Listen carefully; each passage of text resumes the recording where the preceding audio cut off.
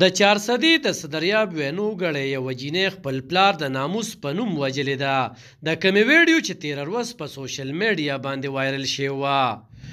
د وژلې شوي 19 کلنې سلما نومې پیغلې مور خیبر نیوز ته وویل چې لور به یې د غربت له وجې په اسلام آباد کې کار کولو،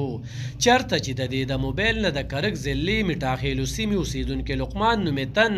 شخصي ویډیوګانې پټې کړې وې او هغه یې په سوشل میډیا خورې کړې وې او د هغې وروسته پلار په ډزو ووجله.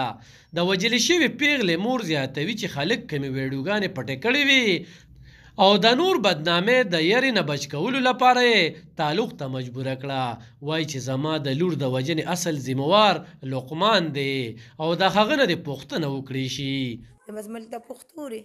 زما خاوند راغی موږ خبر نو لکه زه منځ کې خبر ومه لکه چې دا ویډیو د دې راله خو پلار یې خبر نو پلار یې بار خبر نو ما ته یې غږ نه کو زه خبر وم ما هغه ته غږ نه کو د یرې نه چې پیغله راسه وته نه وي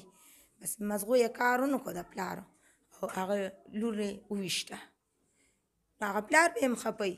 موږ هم خپه وو چې دا واړه ماشومان دي زما دوی له به څوک روړي څوک به ګټي زه یې خبرولم هم نه ځینې هم خبر کړی او ما هغه نه خبرو کرک کې کوډاخیله دغه زیرې پټ کړی وو ته تعلق معلق نشته د ما لوریانې داسې نه دي چې دا تعلقات والا وي خو بس بیا کارونه یې ولې کول پردي ټول ویډیو یې ته ځان ته اړولې وه هر څنګه دی کې د ګډاګانو ویډیوګانې هم دي دې کې سمې ویډیوګانې هم دي بس دا هر څه موبایل یې وله غونډ تش کړی دی هر څه یې ترې اړولي دي نو بس هغه زما د لور سره دقه چل وشو بس پلار وویشته نو. د وژلې شوې جینۍ مور د خپل خاوند او د ملزم لقمان په ضد سیټي تاڼه کې مقدمه هم درج کړې ده چې پکې د مرګ او د ناموس په نوم وژنې د پی درج دي. د چارسدي د پولیسو ډي اس پي علمزیب خان وایي چې ملزم تښتېدلی دی او دوی پلټنې پیل کړي دي او ژر به یې پلار ونیولی شي، خو وایي چې کم تن ویډیوګانې خورې کړې وي نو د هغه په ضد کاروي کول د دوی کار نه بلکې د اف آی ای کار دی. بختیار ګل چې دی نو دا د مقتولې والد صاحب و او هغه قتل کړی ده او پراپر موږ د هغې د والدې طرف نه اف آی آر رجسټر کړی دی او هغه پسې موږ ټیمان دغه کړی ګرفتار یې پسې انشاءالله زر تر زر به بختیار ګل ګرفتار تفتیش کې خو داسې موږ ته فلحال داسې هغه لینک موږ چې کو ګورو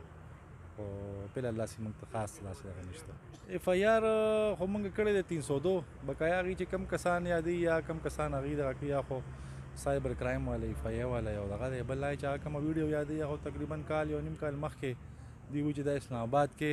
جوړه شوی اسلام آباد کې د مقتولې یو کور کې کار کولو او هلته نه هغې بیا خپل د دې جینۍ خپل ګروپونه نو هغې کې بیا هغې شیر کړی دی یا بل چا په ذریعه باندې هغه هم چک کوو. د بشري حقونو فعالان وایي چې وژلې شوې جینۍ سره 3 ځایه کې ظلم وشو، یو دا چې په زوره خلک د ځان سره تعلق ته مجبوره کړه، بله یې ویډیو خوره شوه او دریم دا چې ووژلې شوه. د کیمرامین یاسر خان سره علب خان شیرپو، خیبر نیوز، صدریاب 400.